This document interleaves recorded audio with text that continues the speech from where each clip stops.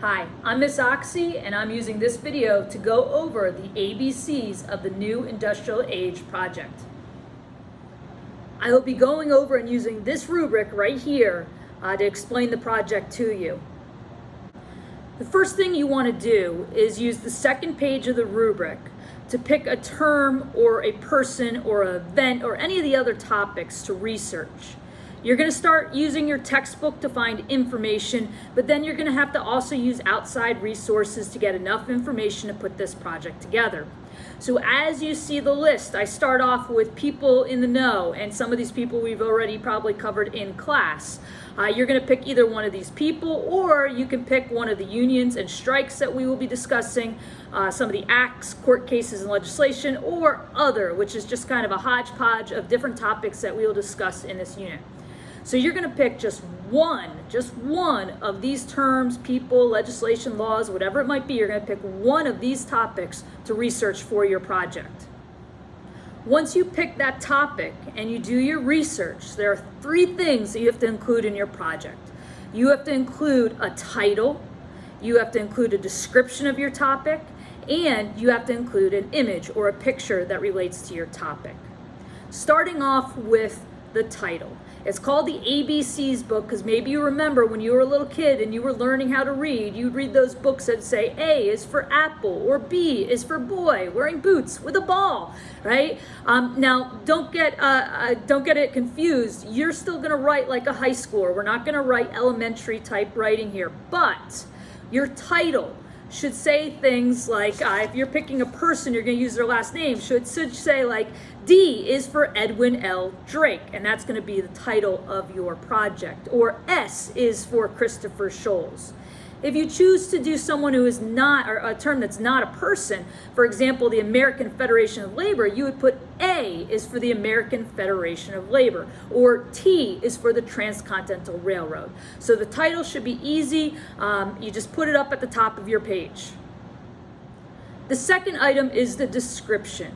This is the who, what, where, when, why. If you're doing a person, tell us about their background. Tell us about their innovations or their inventions or how they made their money. Tell us what they did, what made them famous, what made them in your history book, and then also what happened to them after they became famous or did whatever events that we covered. If you're doing one of the strikes, tell us who was involved, why did it happen, okay? What went on while the strike was occurring, what were the outcomes of the strike? So once again, give us the who, what, where, when, why of your topic, and this should be multiple paragraphs. Third, you want an image that relates to your topic. If it's a person, you could put a picture of the person. If it's a strike, you could put a picture of the strike going on. If it's the railroads, a picture of the railroads, something that relates to your topic. Now let's move on to the rubric that we will use to grade your project. The first topic is creativity. Does it look like an ABC book? Does it show effort and time and energy invested into your project? Does it look nice and it's pleasing to the eye? The second area that you'll be graded on is illustration. My advice, if you are a good drawer, draw the picture because that's going to help with your illustration, but also your creativity. If the best you can draw is stick figures, then find a picture on the internet. Do not draw. Okay, so only if you have that talent, use it. But your picture should relate to your topic. It should enhance your topic. Since it's history class, worth the most points is the definition, and that's that who, what, where, when, why. Make sure you use multiple sources, not just your textbook, and make sure it is a thorough definition. Next topic is professionalism, and this includes your competence. Are you on time with the project, or was it turned in late? Are there spelling and grammar mistakes? Have mom, dad, or someone who's smarter than you check over your project before you turn it in. Is it neat? Okay, does it look good? And that's your professionalism grade. And the part that many of you may dread the most, presentation. You want a nice, loud, clear voice so that people in the back of the room can hear you. You want eye contact. We want to, as the teacher, feel that you are knowledgeable of the subject, that you know it without reading from your sheet.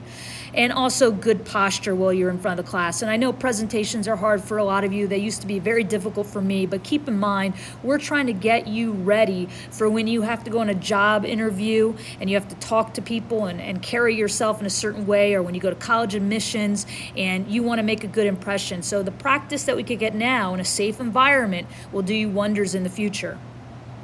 This project is worth 40 points. It's not as much as a test, but it's definitely more than a quiz, so put your best foot forward.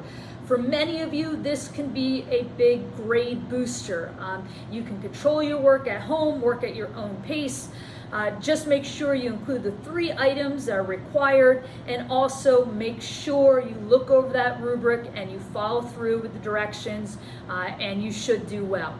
Please reach out to your teacher if you should have any questions.